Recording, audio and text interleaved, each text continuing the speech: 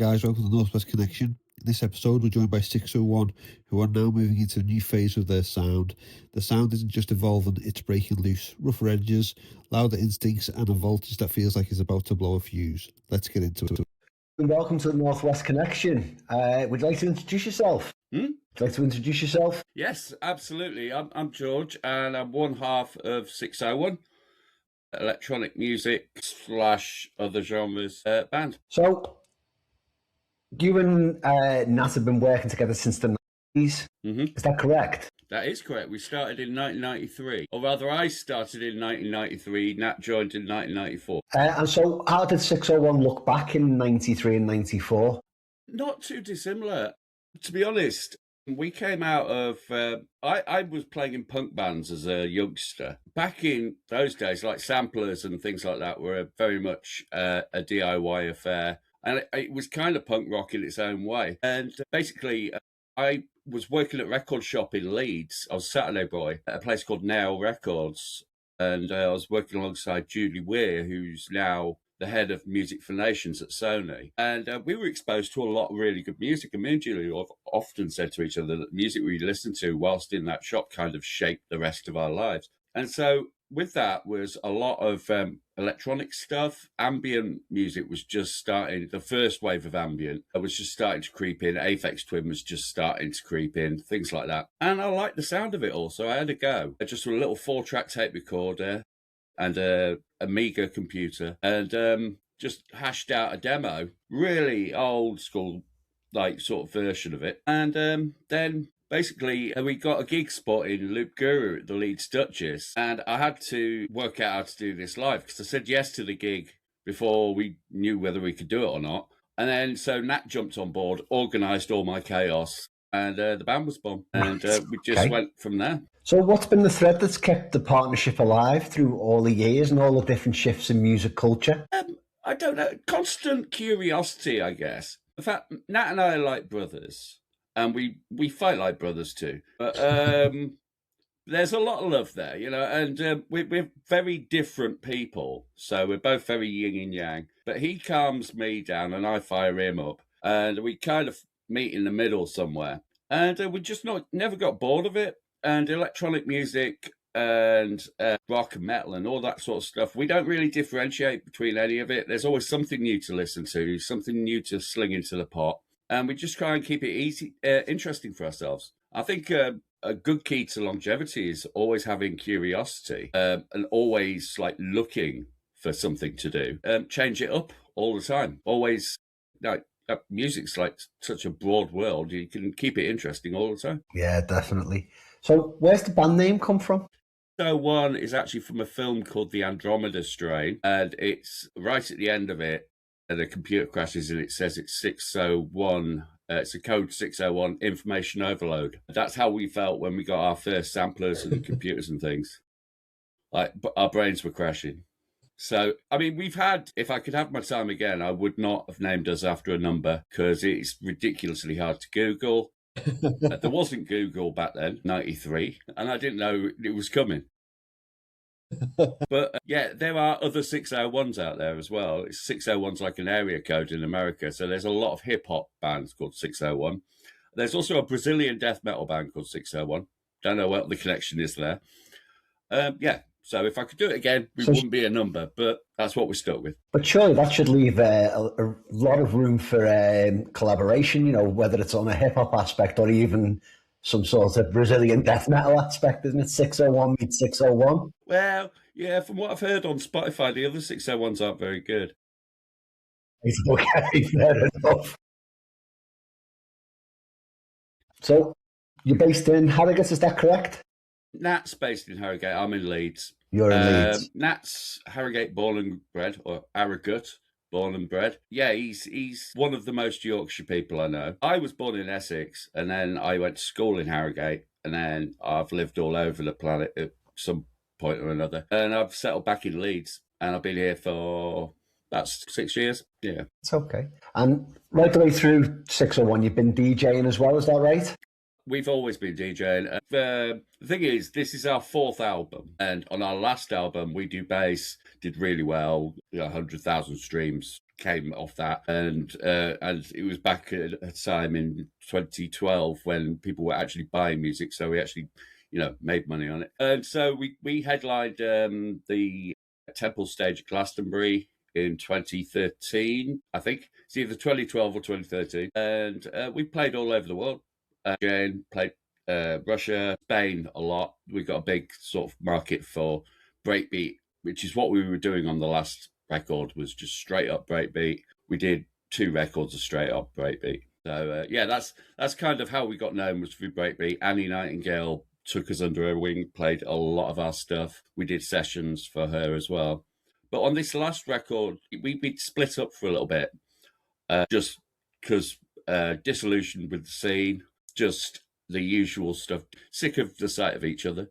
But basically, a few years back, we missed each other, like mates did, and we thought we'll have a crack, but we won't do it the same. We're just going to make a record we want to hear, what we think's lacking, and we'll make it for ourselves first and foremost. So, and I'm a heavy metal journalist for Devolution magazine. I run my own magazine and OST, which I won't plug right now.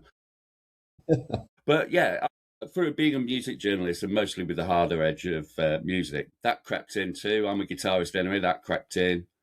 And so we just did it, and we chucked it out there, honestly, not knowing if anyone would like it or not. We got a deal for it. And then Karan came back with a 4K review, and we were like, oh, okay, seems we can do that now. And we're really enjoying it, because we're making the music that, I'm certainly making the music that I wanted to make all along. So you're having to approach things in a different way now, thinking with a live band at the back of your mind? Well, yeah. I mean, we're very blessed with the live band, because we've got Ari from Hidden Mothers on guitar alongside me, and we've got Matt from Dynastal Birds on bass, and it's been going really cool in rehearsals, really tight. And we played with Civil Service recently in Manchester, and that went over well. That was without Ari. The way our live setup works is Ari and Matt obviously have very successful bands, so we've got it set up so it can work with any variation of the members. They could duck in and duck out, and we'll replace it with synths, or we'll replace it with something else. Awesome. We just, doing it live is really, I mean, this isn't our first time doing a live set, but it's our first time doing live with band members. Nat and I did have a live set that we did we toured in 2009, where we did the festival circuit and whatnot. But that was just me and him and synthesizers and stuff, and that never felt like enough. You always look like you're checking your emails. It's not very dynamic to watch, So it's been sort of a bigger live band. Have you learned anything new about each other as musicians? Nat and I know each other inside out. We've been working together for so long that we almost have an unspoken language, where when we're writing, I leave things set up that I know he'll pick up on, that he'll take cues from and stuff, and vice versa. So what I've learned about that, Nat likes playing live more now than he ever did back in the day. I used to have to drag him on stage. Now he's gone out and he's bought all the kit. He's got flight cases for everything. He's spent loads of money on all this stuff. He's like, oh, well, I bought all this stuff. You better book some gigs then. And I'm like, I used to have to con him on stage. You know what I mean? But yeah, not anymore. Not anymore. He's bang up for it. And what's the one thing that you quietly appreciate about his approach? Nat's approach? Oh, I don't quietly appreciate it. I very loudly appreciate it. We've got very definite roles in one. I'm the guy who comes up with, I'm the ideas man. So I'll start the songs. I'll start the basic framework of what the song's going to look like. Nat takes that and adds so much finesse. He's an amazing engineer. Everything that sounds like shiny and hi-fi and well-produced is mainly Nat's work. My style of writing, I've got a solo project called Null Assembly, and that's sort of my style of writing. But when we come together, it's like we complement each other really, really well. So Nat's one of the best engineers I've ever known in my life. In fact, if not the best. So yeah, and he's very, very good at where I can get carried away with an idea, being all arty-farty, what have you. Nat's very good at taming the wilder edges of that, which works for 601 tracks. With my solo stuff, it pays to be experimental and weird. But with 601, we both got very definite roles and we know what we have to do. Yeah, it serves us well. He's definitely a technician. He's definitely the brains of the operation. I'm the gob of the operation. So is it Nat who sort of decides when a song's finished, or Sorry?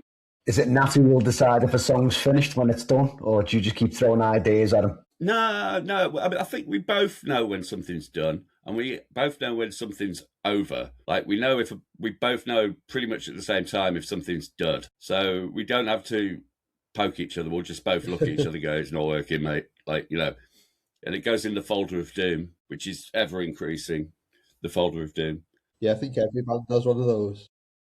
Yeah. But it's good to dip back into the folder of doom every once in a while because you might find something that you've written off that's actually all right.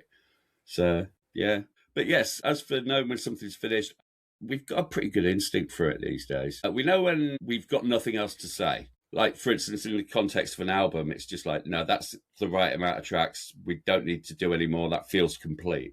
And I think a lot of bands could learn from that sometimes. Red Hot Chili Peppers spring to mind with their double albums of filler. I think Aphex Twin once said, if you can't say it within 5 minutes, it's not worth saying. So, yeah. So yeah, but to get back to your question, it's, neither one of us really needs to tell the other one when it's, when it's done or when it's not done, or whether it's not going to be done. Is there a sound or technique you've carried with you from the start, even though everything else has evolved? Definitely.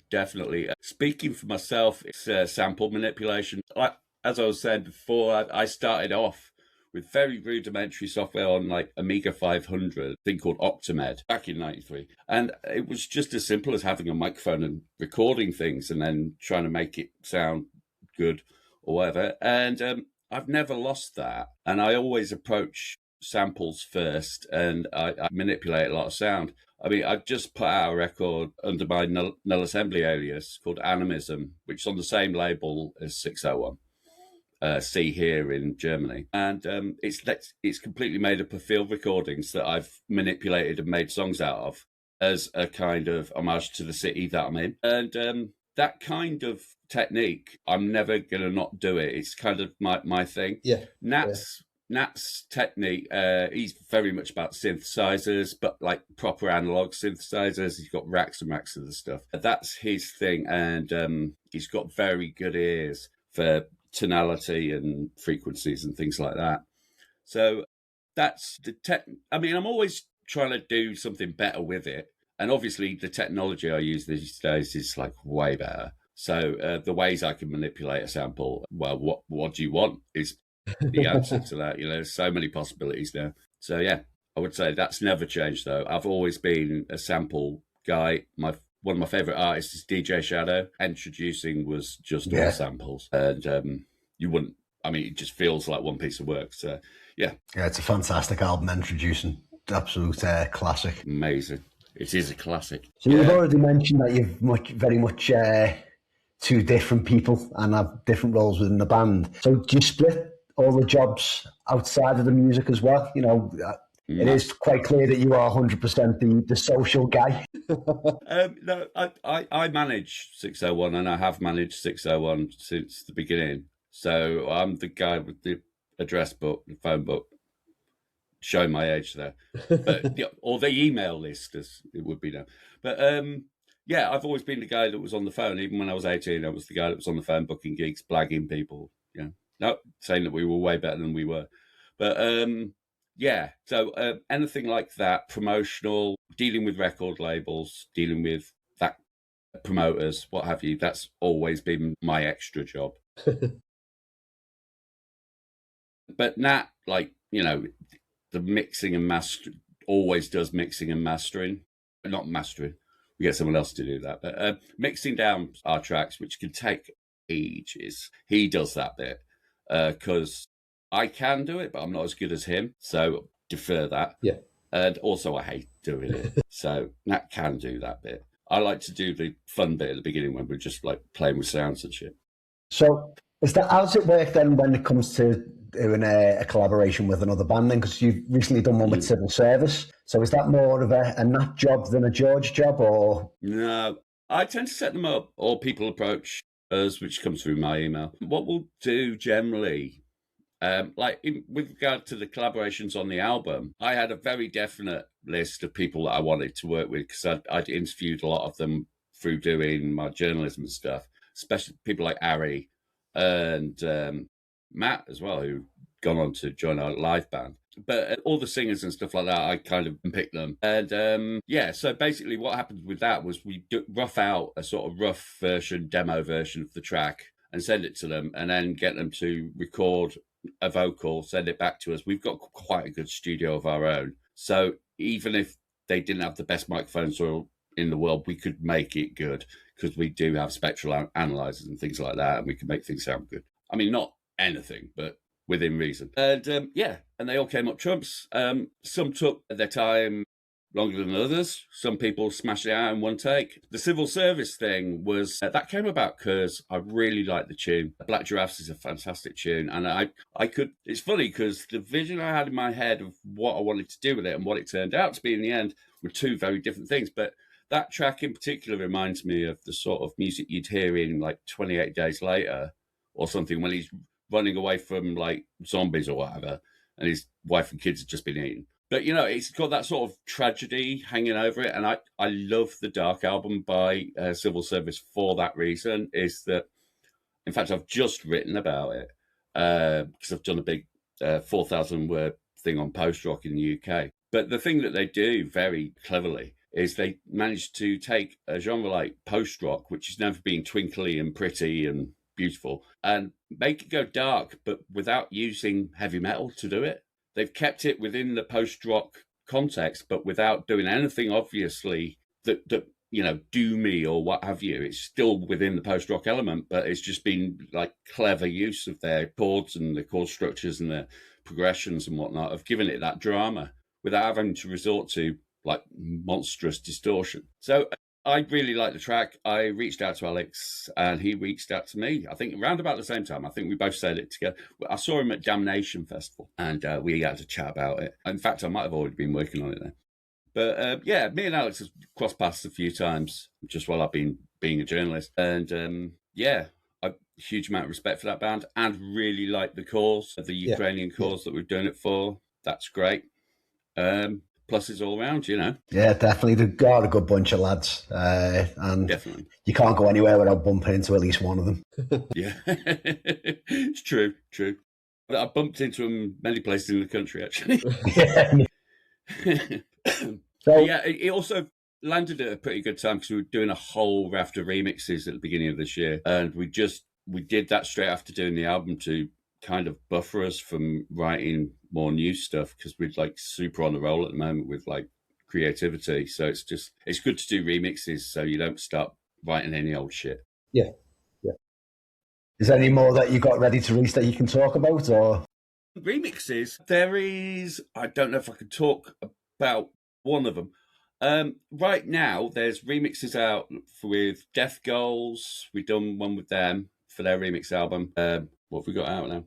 We've done one with The Grey, which has done really well. And, excuse me. First time I've ever done that in an interview. Right. And, I've done one with a certain math rock band from Cork in Ireland. Right, okay. That's probably giving it up. Mind you, there's tons of bands from Cork, so that's fine. But yeah, so there's one ready to go soon. We haven't sent it to them yet, which is why I'm not talking about it, because it's taken ages for reasons I won't go into, but it's all been technical. But yes. And how was it working? I think we nailed it now. How was it working with somebody like The Grey? And obviously the song that you remixed was with Grady from Millhaven as well. So you've had an opportunity there to remix somebody who's been on the scene for a long time, nearly as long as you. Oh, absolutely. We've done a few things before that have been quite big, but that was personally big because I'm a big Will Haven fan from way back in the day, and the track's a monster. And The Grey were nice enough to sort of say, which track would you like? And I was just like, I want that one. You know the one I want. And I've got loads of respect for the Grey. They're super nice chaps. And I interviewed them it was Download last year. I was interviewing them at Download, and I think the remix came off the back of that, because we talked after the interview, and I sort of said about 601. No one really knew about 601 in the rock scene back then. They said, yeah, go on, have a crack at one of ours. And that track in particular, kind of, I think it's dictated a little bit about where we're going to go next, as regards, how we're going to utilize guitar and things like that. Because I'm a guitarist first as well. So it's like, yeah, I'm really happy with doing that. The Grey, monstrous band live, and their album is just, it's a belter.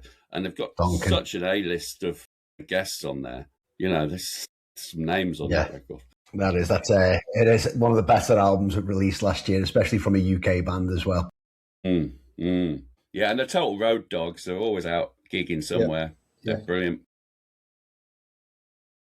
Can you tell us a favourite memory from a live performance or DJ set so far? Ooh, well, Glastonbury's always going to be up there, because it was Saturday night, and they gave us the 12 o'clock midnight spot, which in DJ terms is pretty much as good as it gets, really. It's like either 12 o'clock or 1 o'clock. They're sort of seen as headline spots, I suppose. But we played after people that we were like, we can't be playing after that. It was like Plump DJs played before us, and there was a few others, Radio Killers and a few people. And it was the year that Kanye West was headlining the Pyramid stage, and that happened just before. So he would have been kicking out around about 12, and there was this exodus of people came up from the Pyramid stage, and we were playing beats at the same time, so they all came and danced, and it was packed.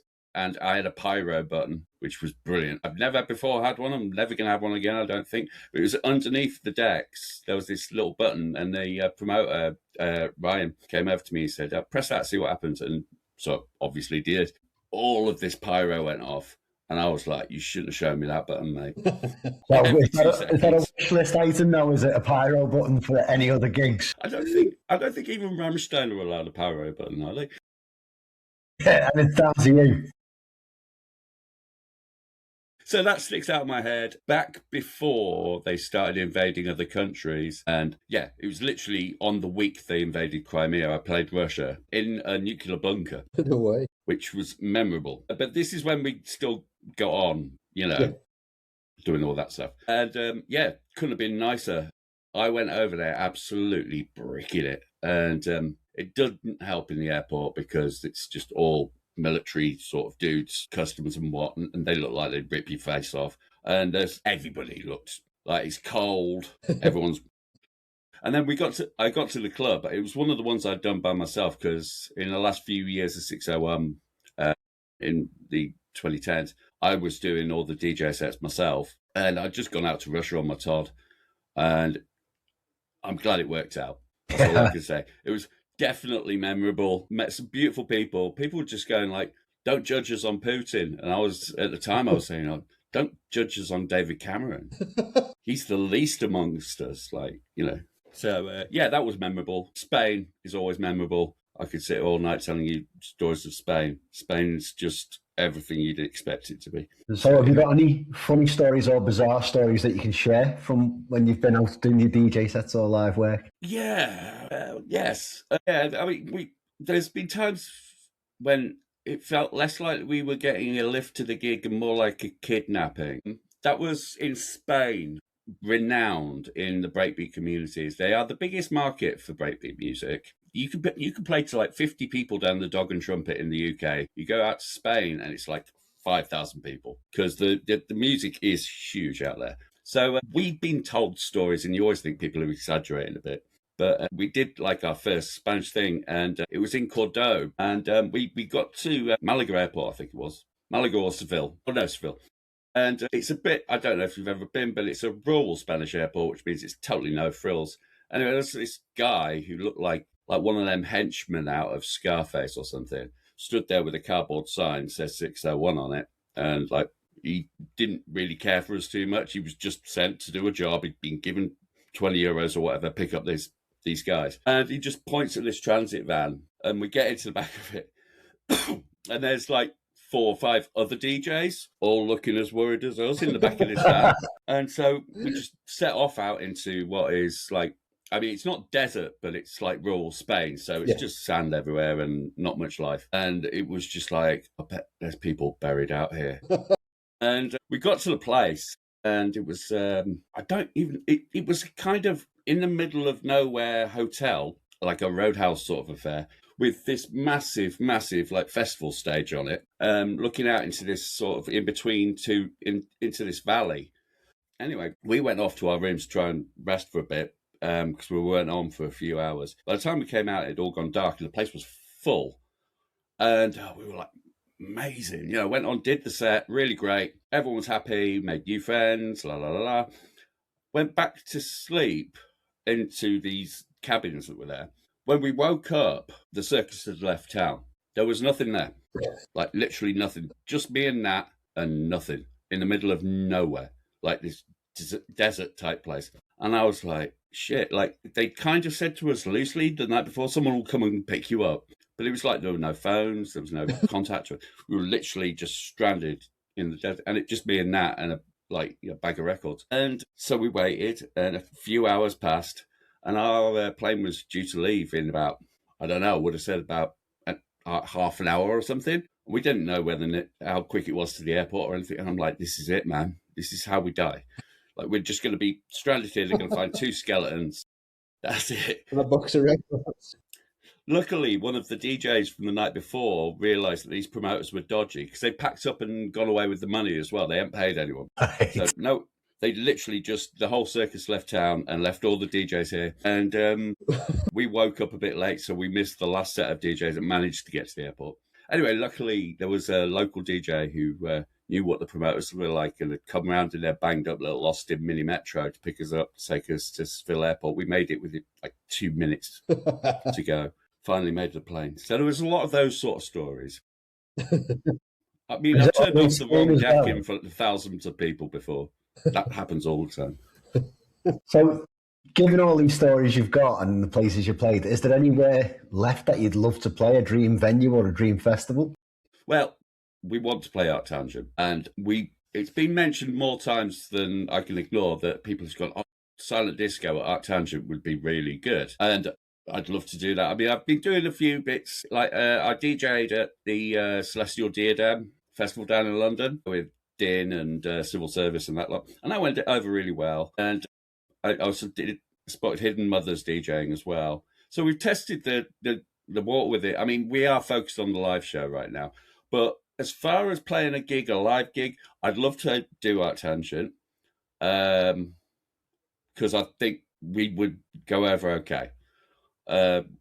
I'd also love to play in Tokyo. I'd love to play in Japan at some point. I'm absolutely obsessed with seeing Tokyo before we stop doing this. I suppose, Berlin. There are plans in place for us to go over to Germany since our label's over there in Hamburg. So I would like to play in Berlin. Yeah, Tresor specifically, but they don't play my type of music. So. But it's an amazing sound system. So, yeah. Do you want to talk about the new album at all? Yeah, it's called We Are Not the Same. There's pretty few meanings behind that. I mean, 601 are not the same. We took 10 years between albums, so we're definitely not the same people. And musically, we're not the same. It's, like, as I say, it's a collection of everything that Nat and I like on one record. It was not so much an experiment, but it was us writing something we wanted to hear, an album that like we would buy. So that's there. It's got a lot of collaborations on it. Simply because I'm old enough to remember the Judgment Night soundtrack back in the 90s. And I always like the idea of doing something like that, where we get people from our world and just clash them together and, see what comes out of it. So that is literally was the blueprint when we started thinking about doing the album. Was a Judgment Night like really ace? I mean, it was an awful movie, but the soundtrack was a killer. So that was the driving force. But do it in a way that sort of showcased the exciting people we thought were exciting in the UK in the post rock and metal and rock scenes, and that was the plan. So our sort of guest list was not made of particularly famous people, but it was people that we think are doing exciting stuff. Yeah. How long did it take? How long did it take for you to put together?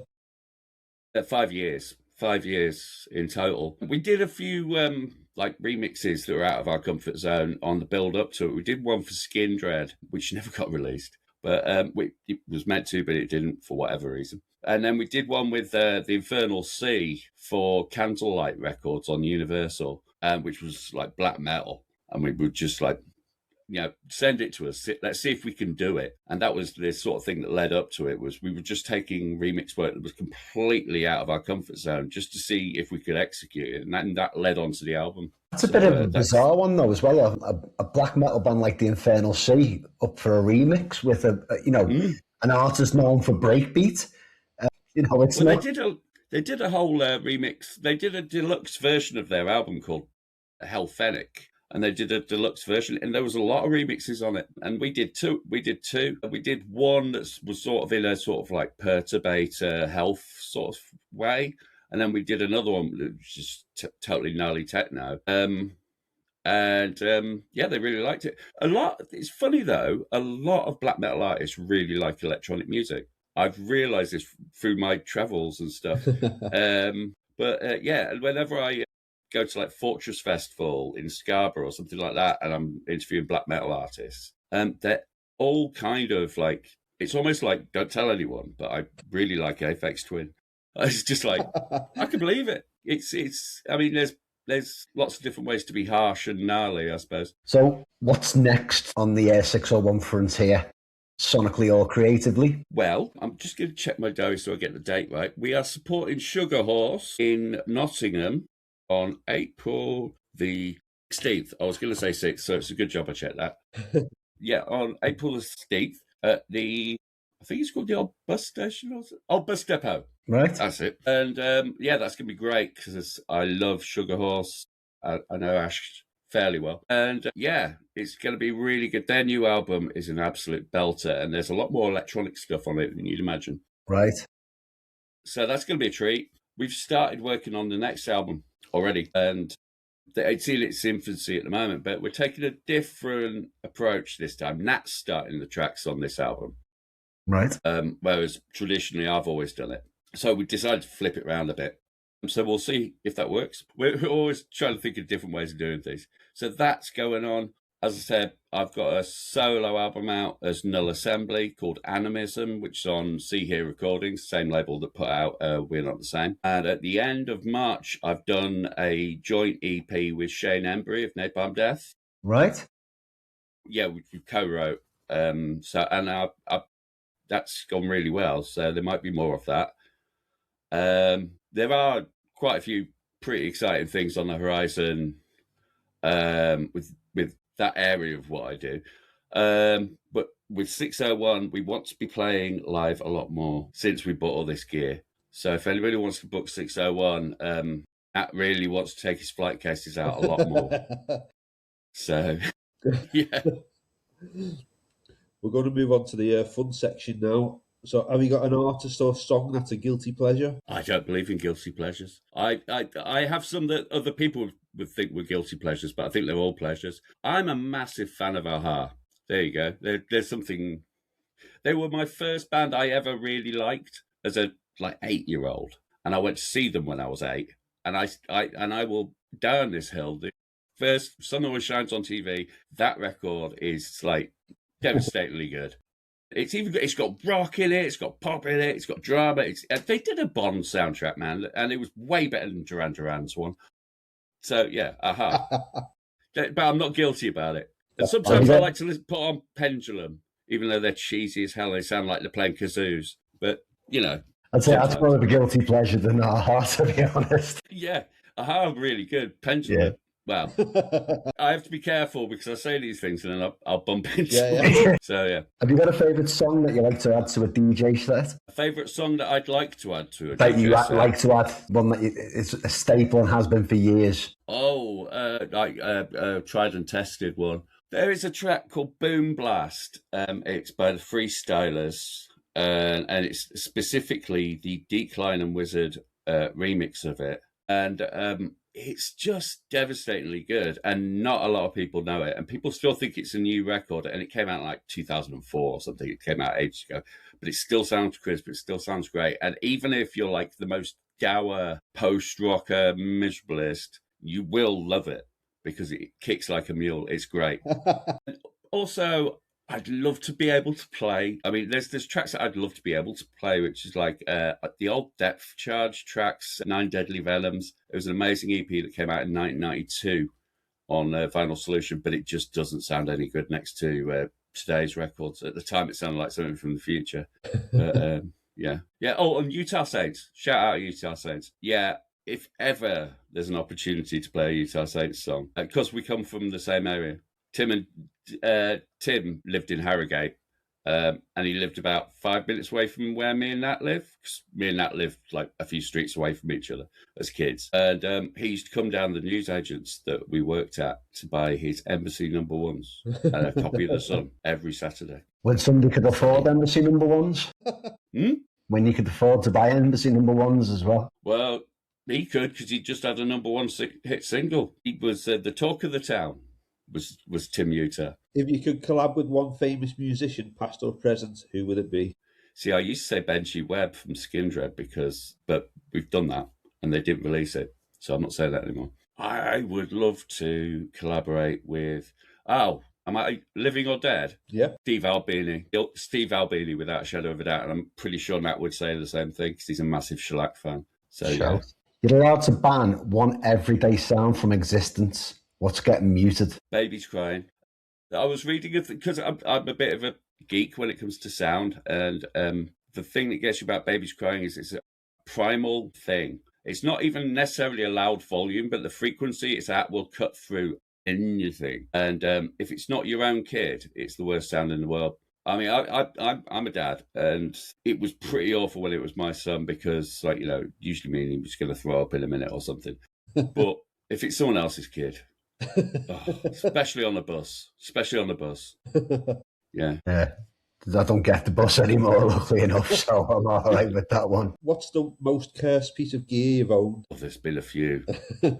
I got electrocuted twice by an echo unit that we used to have. There was a third member of 601 back in the beginning called Sam, who's still very close to the band. Unfortunately, he had a couple of strokes, so he's good though.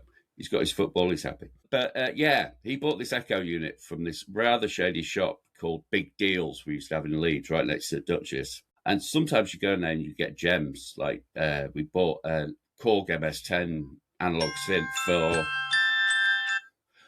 75 quid once. And it was just stuck in the corner with a sign that said organ, 75 quid.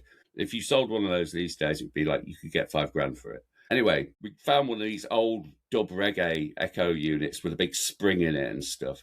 And it was all metal. That was the first problem. And we plugged it in the studio, and I don't remember what happened, but I woke up in the corner of the studio with people like sort of echoey voices and stuff like that. So, and then I got up to like unplug it for some bizarre reason, got electrocuted again. So that was cursed, very cursed. Also, what else is cursed with me? I've had some cursed guitars that fell apart on stage in the past. So yeah, one in particular was a Kramer that I had, which was a piece of crap that I got from Northern Guitars in Leeds. Yeah. So you could pick a walk-on song for 601. What would it be? A walk-on song? Yeah. Oh, like wrestling? If you want it to be like wrestling, yeah. A walk-on song. Now, yeah, there is a couple. I mean, if you're going to go like grand, Play Dead by Bjork. It's just the hugest piece of orchestral music ever. Either that or Jaws soundtrack. It's my favourite film of all time.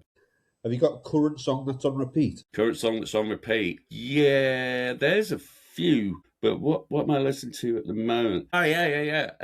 There's a new McCluskey song called Being a Dad, and it's got the catchiest chorus you've ever heard. And it's all about how kids just don't respect you as a father. I can relate to it a lot. My son's lovely, by the way. He respects me a lot. But when they're babies, it's just like, feed me. Why?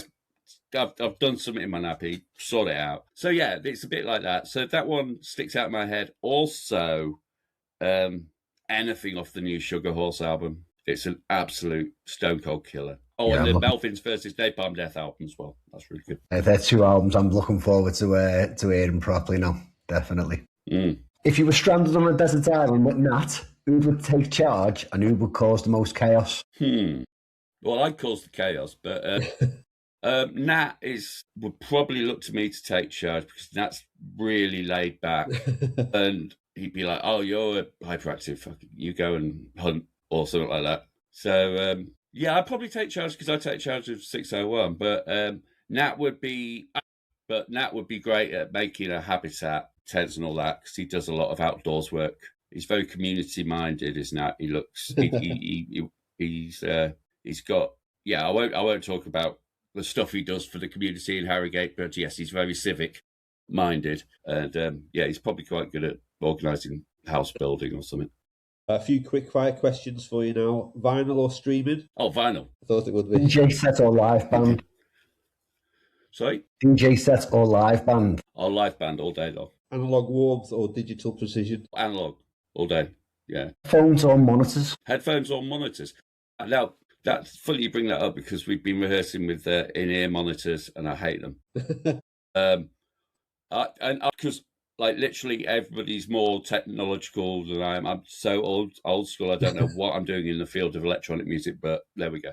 I would love a wedge monitor. I'd still like an old school wedge monitors. I like to feel the music when I'm on stage. I don't want it to be like quiet, and I don't need to hear a clicking in my ear. We make electronic music. It's a click track anyway. So yeah, I can't stand monitors. Having said that, my way around it is to wear these on stage, so I don't have in-ears because I can't stand buds. So there we go.